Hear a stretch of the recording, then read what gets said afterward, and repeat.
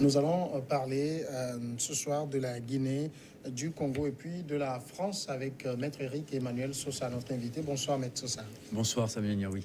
En Guinée, la mobilisation contre un troisième mandat d'Alpha Condé enregistre déjà ses premiers morts. Au moins 4 jeunes manifestants et un gendarme ont été tués lundi en Guinée dans les heurts entre les forces de sécurité massivement déployées pour contenir les manifestations dans la capitale Conakry et des milliers d'opposants à un troisième mandat de l'actuel président Alpha Condé, sur ce qu'ont indiqué des proches et le gouvernement.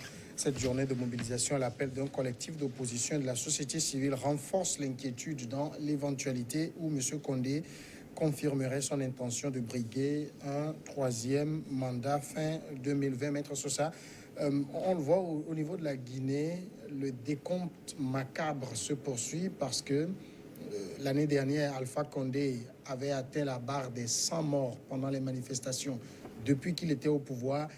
Et cela reprend pour quelque chose qui aurait pu être simplement évité. Écoutez, le cas guinéen est un sujet de préoccupation majeur. Il est un sujet de préoccupation non pas uniquement en raison des événements actuels, mais il est un sujet de préoccupation majeur parce que ça interroge la qualité de la démocratie en Afrique et la crédibilité des hommes politiques africains, parce que je n'aurais jamais imaginé que le professeur Alpha Condé, devenu président de la République, d'abord contre le bon sens et contre les valeurs qu'il a toujours défendues, irait imaginer se présenter à un troisième mandat. Ça ressemblait à tous les autres chef d'État africain imaginable, sauf à Alpha Condé. Parce que je connais l'homme, personnellement. Je connais l'homme pour avoir accompagné son combat pour la démocratie.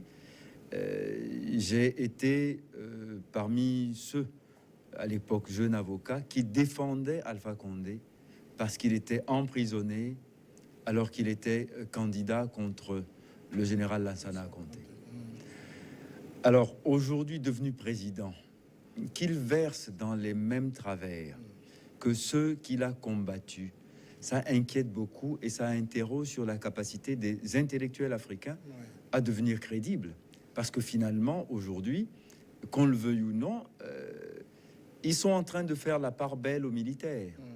Parce que c'est toujours, à un moment donné, quand les hommes politiques ont installé le chaos, que un troisième larron arrive avec les arguments de la gâchette, avec les patogas et les treillis, et on vient dire qu'il s'agit d'un coup d'État.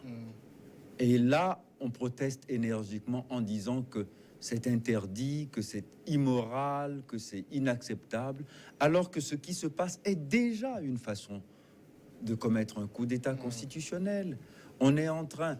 Aujourd'hui, alors que le professeur Alpha Condé a accepté le principe de cette constitution, alors il faudrait peut-être trouver un moyen juridique dans les ensembles communautaires pour interdire, de la même façon que la CEDEAO a interdit les modifications de codes électoraux 6 mois avant les scrutins,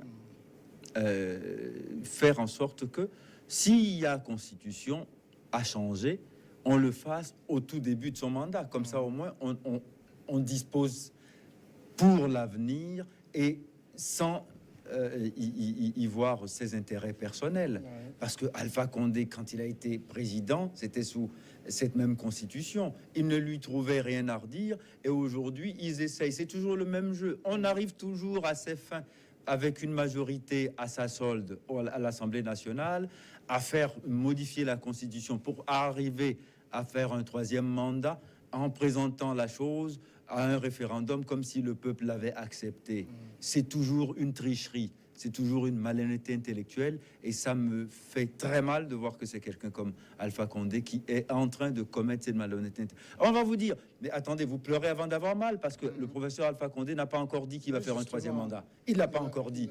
Mais il lui suffit de dire, je ne le ferai pas, et je veux qu'on corrige cette constitution, parce que laisser encore les travers de cette constitution.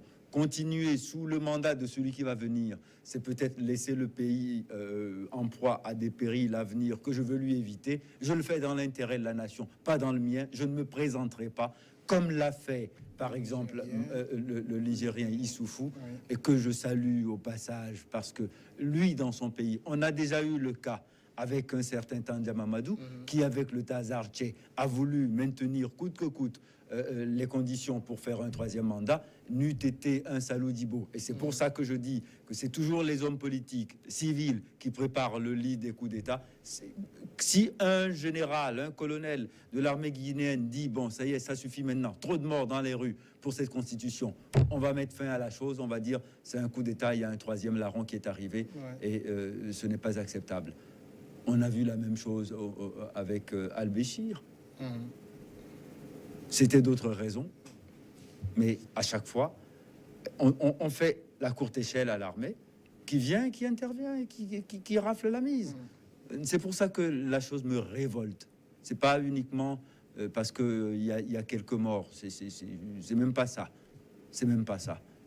C'est qu'on tue la Constitution et on tue l'espoir de la démocratie en Afrique. C'est ça qui me fait mal. Mais Alpha Condé dit quand même qu'on ne peut pas priver les Guinéens du droit de se prononcer sur la Constitution. Quel Guinéen lui a demandé de se prononcer sur la Constitution et qu'il n'a pas eu audience chez lui depuis 10 ans? Quel Guinéen? Qui nous disent lequel?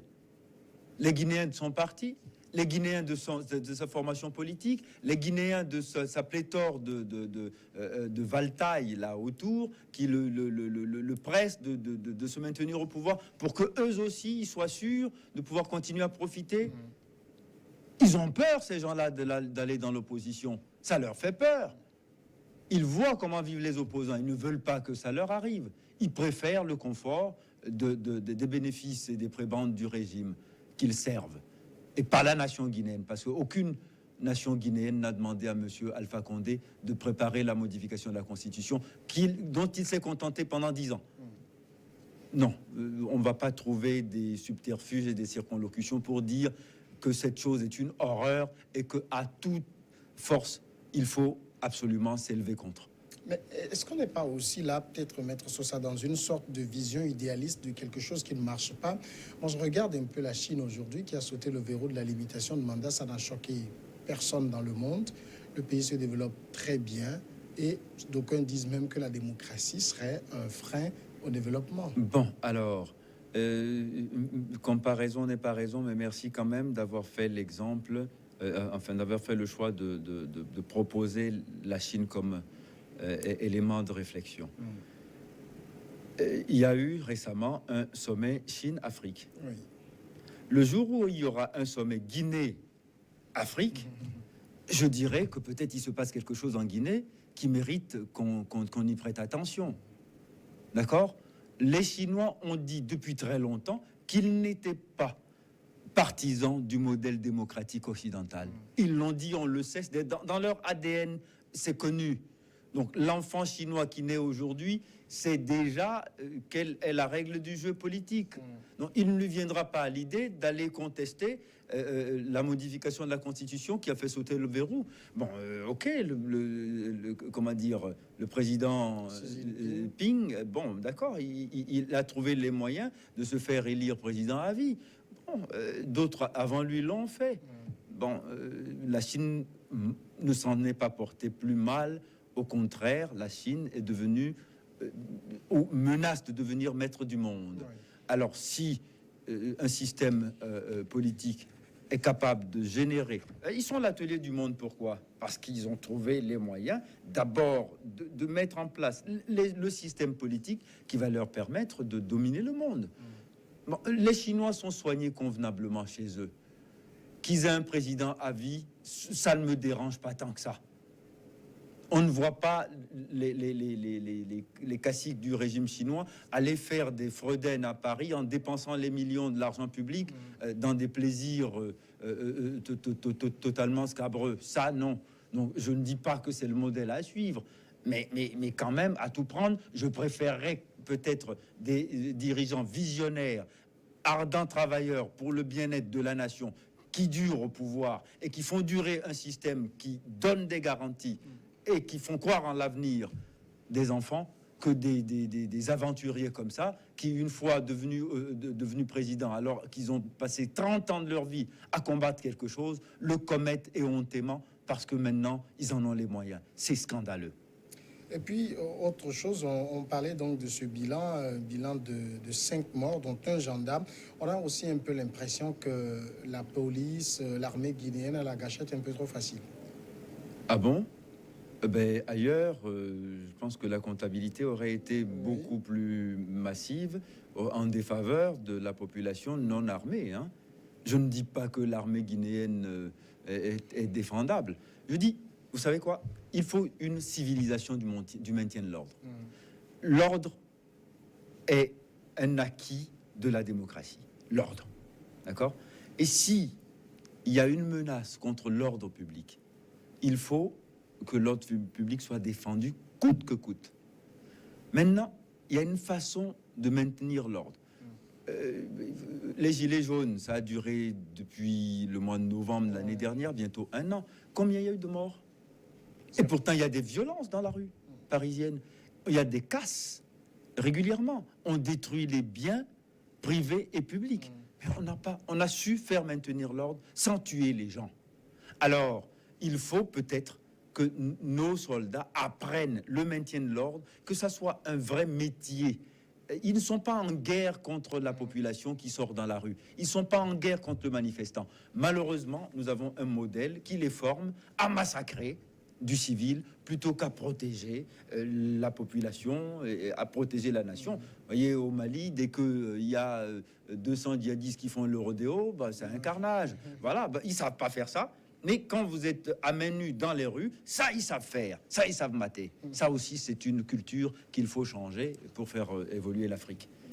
Nous passons maintenant au second sujet, c'est le Congo. Une plateforme d'organisation de la société civile du Congo-Brazzaville a demandé au procureur de la République de se saisir d'une affaire présumée de corruption concernant 2 députés, fils et filles du président Denis Sassou Nguesso, accusés de détournement de fonds publics. Notre plateforme de la société civile pour la défense des droits de l'homme et la démocratie a déposé une plainte devant le procureur de la République afin qu'il s'implique donc dans cette affaire et dise la vérité aux Congolais, a déclaré samedi Joe Washington Ebinam, une des personnes ayant pris l'initiative de la plainte.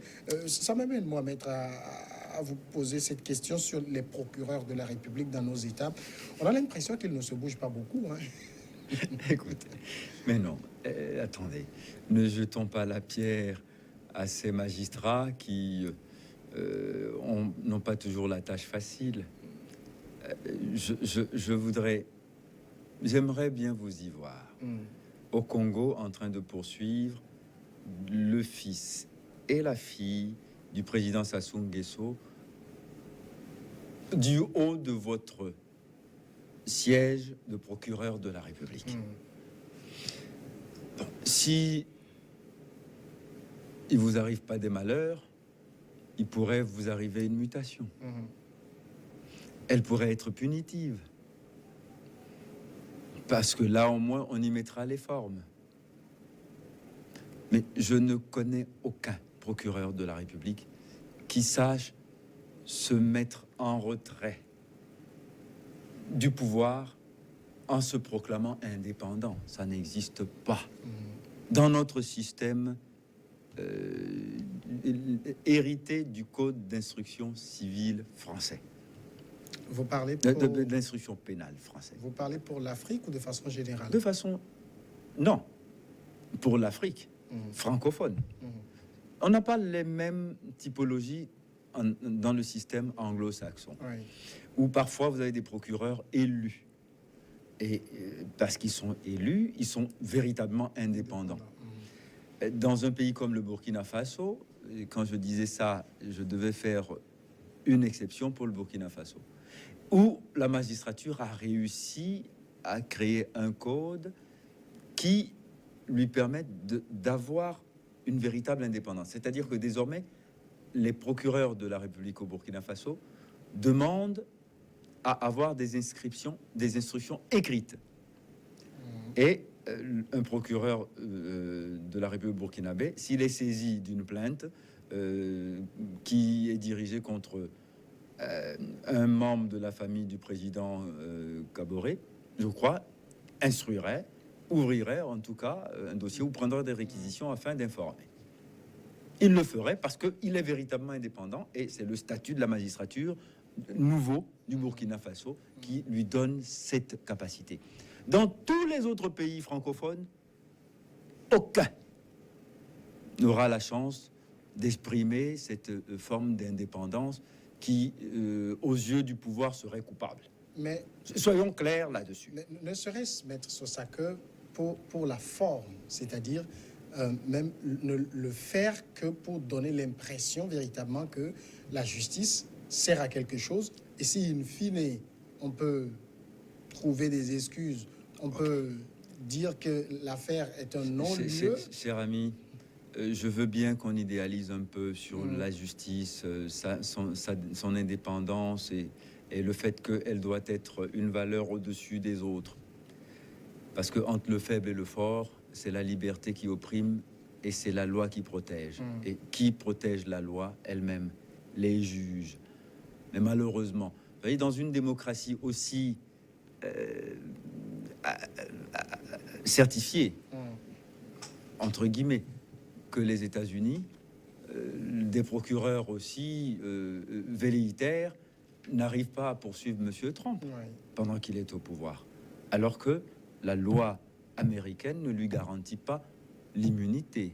La Constitution américaine ne dit pas que pendant qu'il est président, il est hors de toute atteinte lorsqu'il commet des actes qui sont attentatoires à l'intérêt de la nation. Donc vous voyez, ce n'est pas possible aux États-Unis non plus. Monsieur Trump arrive à se faire protéger par une digue de procureurs et de juges qui sont dévolus, enfin, complètement dévolus à son service et dévoués à sa cause. Donc, si même aux États-Unis on a du mal à le faire, pourquoi voulez-vous qu'à Congo-Brazzaville on trouve des juges complètement kamikazes et suicidaires pour aller faire quelque chose qui, de toute façon, ne leur attirera que des ennuis? Non. Troisième sujet, la France, on en parle rapidement. Après près de 80 heures de débat intense, l'Assemblée nationale française a voté ce mardi à une large majorité un vaste projet de loi sur la bioéthique dont la mesure phare prévoit l'ouverture controversée de la procréation médicalement assistée à toutes les femmes, y compris les célibataires et les homosexuels. Alors, mettre ça, fonder une famille sans père. Est-ce qu'on n'est pas dans une société à la dérive? Dans tous les cas, je ne pense pas que ce soit un progrès. Dans l'absolu.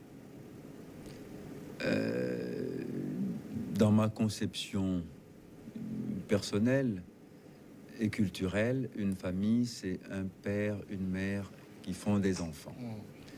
Il arrive que, parfois, par les vicissitudes de la génétique ou par les inégalités de la vie, certaines familles ne peuvent pas se composer de la sorte et qu'on ait recours à l'assistance médicale, à la science donc. Mais que le recours à la science permette des dévoiements à ce point dangereux pour la psychologie générale de l'enfant, parce que un jour l'enfant demandera quand même de quel arbre je suis le fruit. Bon, et il y aura à ce moment-là une aporie, on ne pourra pas lui répondre, parce que ici il y a une façon de nier le père qui est réduit à des gamètes. Finalement, le père, en raison des facilités que la science a créées et que aujourd'hui la loi entérine, le père n'est plus tout à fait utile. Il est utile pour fabriquer l'enfant, mais à partir de ce moment, il disparaît. Je ne suis pas sûr que ce soit un progrès. Et je prierai tous les dieux possibles pour que les Africains ne prennent pas, comme on en a l'habitude, ce chemin parce que ça nous indique, ça nous fait croire que ça fait civiliser. Ça appartient à des civilisations qui nous sont étrangères et qui, de ce point de vue-là, doivent nous rester étrangères. Je pense qu'on peut dire cela sans offenser personne. Je ne partage pas cette forme d'évolution sociétale et je ne partage pas ce modèle familial qui compromet l'idée que je me fais du genre humain. Aujourd'hui, est-ce que c'est la société française qui veut de manière générale aller vers là, ou c'est une classe politique pour honorer des promesses électoralistes? Il y a les deux, mais il y a surtout aussi une façon de chosifier l'enfant. L'enfant devient un droit que l'on réclame à tout va, et comme on ne peut pas le réclamer à la nature, on le réclame aux législateurs, qui, par justement clientélisme, entérine ce que la science sait déjà faire depuis longtemps. On dit procréation médicalement assistée. Si vous êtes dans le cadre d'une composition conjugale et que vous ne pouvez pas procréer naturellement, la science peut vous assister. On a dévoyé cette facilité que la science a créée à d'autres fins qui, d'un point de vue philosophique, vont poser des problèmes de toute la façon, des problèmes graves pour ceux qui en seront victimes. Parce que, en fin de compte, je ne suis pas sûr que ce soit une bénédiction absolue de naître dans ces conditions-là, de naître comme un objet qu'on a voulu et qu'on est allé s'acheter au supermarché. Non. Dans le fait que j'existe, il y a une part qui ne m'appartient pas et qui appartient à l'immanence. Et que je m'assure, coûte que coûte, la présence d'un enfant dans mes bras, parce que c'est la science qui me le permet, parce que c'est la loi qui l'a autorisé, ça pose un problème de société, un problème philosophique. Maître Sosa, merci d'être passé répondre à nos questions. La pause, 10 minutes et regard croisé.